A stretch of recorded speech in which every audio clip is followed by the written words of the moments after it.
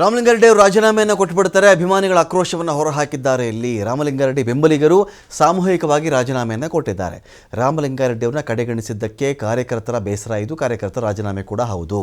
ಬೇರೆ ಬೇರೆ ಹುದ್ದೆ ಹಾಗೂ ಜವಾಬ್ದಾರಿಗಳು ಅವರ ಫಾಲೋವರ್ಸ್ ಇರ್ತಾರಲ್ಲ, ಅವ್ರಿಗೂ ಪಕ್ಷದಲ್ಲಿ ಒಂದಷ್ಟು ಹುದ್ದೆಗಳನ್ನು ಕೊಟ್ಟಿರ್ತಾರೆ, ಜವಾಬ್ದಾರಿಯನ್ನು ಕೊಟ್ಟಿರ್ತಾರೆ. ನಮಗೆ ಯಾವ ಹುದ್ದೆನೂ ಬೇಕಾಗಿಲ್ಲ, ನಮಗೆ ಯಾವ ಜವಾಬ್ದಾರಿನೂ ಬೇಕಾಗಿಲ್ಲ ಅಂತ ಹೇಳಿ ರಾಮಲಿಂಗಾರೆಡ್ಡಿ ಬೆಂಬಲಿಗರು ಸಾಮೂಹಿಕವಾಗಿ ರಾಜೀನಾಮೆಯನ್ನು ಕೊಟ್ಟುಬಿಟ್ಟಿದ್ದಾರೆ. ಕಾಂಗ್ರೆಸ್ ಕಾರ್ಯಕರ್ತರು ಏನು ಮಾಡಿದ್ದಾರೆ, ರಾಮಲಿಂಗಾರೆಡ್ಡಿ ಅವರ ಬೆಂಬಲಿಗರು AICC ಅಧ್ಯಕ್ಷರಿಗೇ ರಾಜೀನಾಮೆಯನ್ನು ಸಲ್ಲಿಸಿಬಿಟ್ಟಿದ್ದಾರೆ. ಬೆಂಗಳೂರು ನಗರಾಭಿವೃದ್ಧಿ ಖಾತೆ ಸಿಗದೆ ಕಾರ್ಯಕರ್ತರ ಬೇಸರ ಇತ್ತು. ಕೋರಮಂಗಲ ಕಚೇರಿ ಮುಂದೆ ಬೆಂಬಲಿಗರು ರೋಷಾವೇಶವನ್ನು ಹೊರಹಾಕ್ತಾ ಇದ್ರು ಅವರು ಅಂತ. ರಾಮಲಿಂಗಾರೆಡ್ಡಿ ಕಾರು ಅಡ್ಡಗಟ್ಟಿ ಬೆಂಬಲಿಗರು ಪ್ರತಿಭಟನೆ ಮಾಡ್ತಾರಲ್ಲಿ. ರಾಜೀನಾಮೆ ಕೊಡಲೇಬೇಡಿ ಅಂತ ಪಟ್ಟು ಹಿಡಿತಾರೆ. ಏನು ರಾಜೀನಾಮೆ ಕೊಡಬೇಡಿ ಅಂತ ಪಟ್ಟು ಹೇಳಿದ್ರು, ಈ ಖಾತೆಯನ್ನು ತಾವು ಒಪ್ಕೋಬಾರ್ದಾಗಿತ್ತು ಅಂತ ಹೇಳಿದ್ರು, ಈ ಖಾತೆಗೆ ರಾಜೀನಾಮೆ ಕೊಡ್ತಿರೋದೇ ಸರಿ ಅಂತ ಹೇಳಿದ್ರು, ಬೇರೆ ಖಾತೆ ಕೊಡೋವ್ರಿಗೂ ಬಿಡಬೇಡಿ ಅಂತ ಹೇಳಿದ್ರು. ಒಟ್ಟು ಪ್ರತಿಭಟನೆ ಅಂತೂ ಮಾಡಿದ್ದಾರೆ ಅವರು.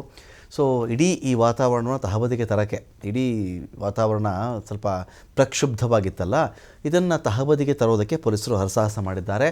ಇದೇ ವೇಳೆ ಪೊಲೀಸರು ಬೆಂಬಲಿಗರ ಮಧ್ಯೆ ತಳ್ಳಾಟ ನೂಕಾಟ ಕೂಡ ಆಗಿದೆ.